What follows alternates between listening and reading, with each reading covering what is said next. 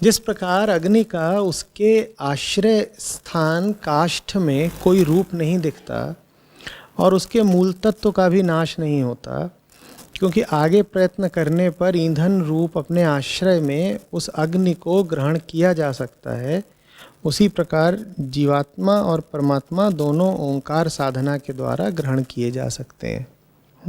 तुम्हें दिखाई देता हो या ना दिखाई देता हो, वो तो है ही, और वो वैसे ही है जैसे काष्ठ में माने लकड़ी में आग। दिखाई तो किसी तरीके से देती नहीं, दिखाई तो बिल्कुल नहीं देती, लेकिन है। और दिखाई अगर नहीं दे रही है तो इसका मतलब ये भी नहीं है कि मिट गई है। थोड़ा प्रयत्न करोगे दिखाई भी देने लग जाएगी। बस ये है कि जहाँ छुपी हुई थी जब दिखाई देती है तो उसी को भस्मीभूत कर देती है। ये एक शर्त है। दूसरी, वो तुमको दिखाई दे इसके लिए आवश्यक है कि उसी जैसी किसी वस्तु के तुम निकट आओ। लकड़ी के भीतर की आग तुमको दिखाई दे इसके लिए ज़रूरी है कि लकड़ी बाहर से आग के पास आए। तुम्हारे भीतर जो छुपा बैठा है उसी के जैसे किसी के पास तुमको बाहरी तौर से आना पड़ेगा, तो फिर वही तुम्हारे भीतर से भी प्रकट हो जाएगा। लकड़ी आग के पास आएगी तो आग लकड़ी के भीतर से प्रकट हो जाएगी। नहीं पास आएगी तो लकड़ी आग को अपने ही भीतर रचाए बसाए एक दिन सड़ गल के नष्ट हो जाएगी। लकड़ी को तो नष्ट होना ही है।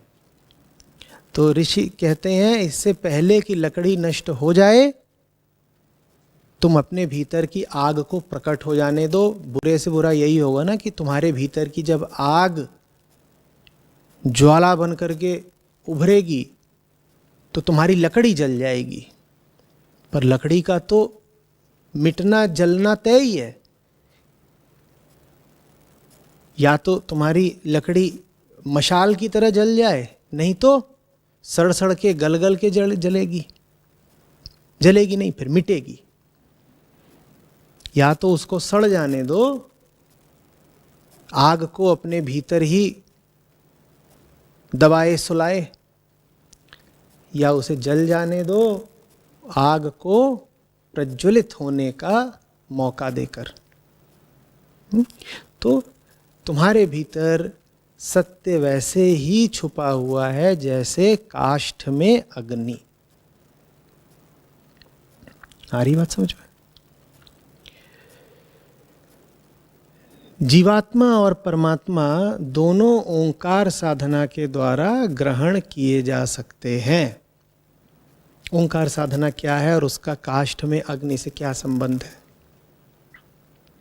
ओंकार साधना कहती है कि तुम अकार, उकार, मकार इन तीनों को समझो, और इन तीनों बाहरी खोलों को जो समझ गया वो सत्य माने मौन माने तुरीय तक पहुंच जाएगा।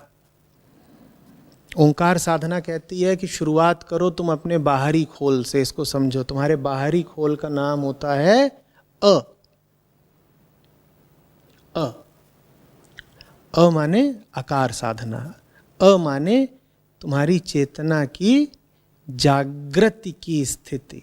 ओंकार साधना कहती है पहले तो इसको समझो कि जब तुम जग रहे हो तब तुम्हारी दुनिया क्या है, उस दुनिया का दृष्टा कौन है।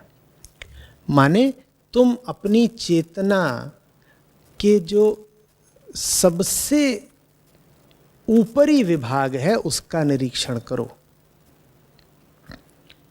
तुम्हारी चेतना का जो चैतन्य हिस्सा होता है वही जागृति में सर्वाधिक सक्रिय होता है। जब वो सक्रिय होता है तो तुम कहते हो मैं जगा हुआ हूं।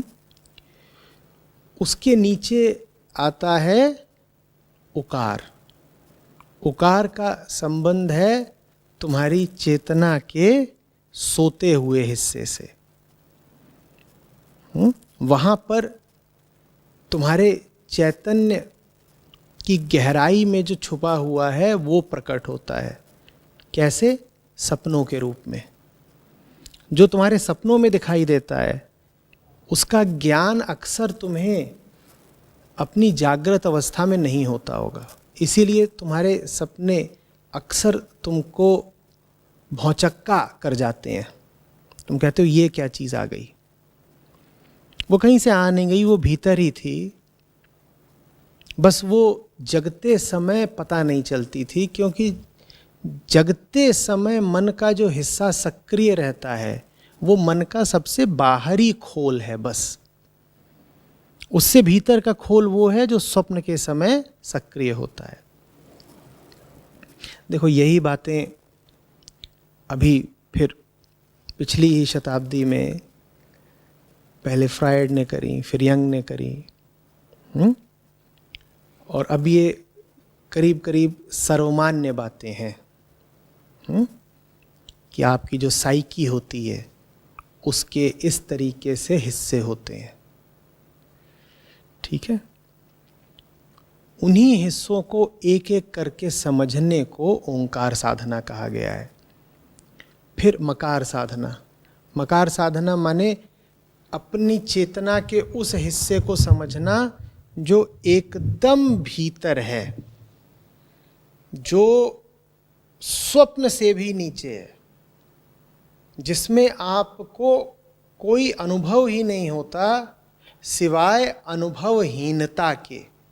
वो आखिरी अनुभव है जो बस बचा रह जाता है गहरी से गहरी नींद में। उस गहरी से गहरी नींद को ही म के द्वारा इंगित किया जाता है। और वो जो म है वो भी जब आप कहते हैं ओम तो मिटता चला जाता है। जब वो भी मिटता चला जाता है तो अंत में बचता है बस मौन। मौन ओंकार साधना को पूरा कर देता है।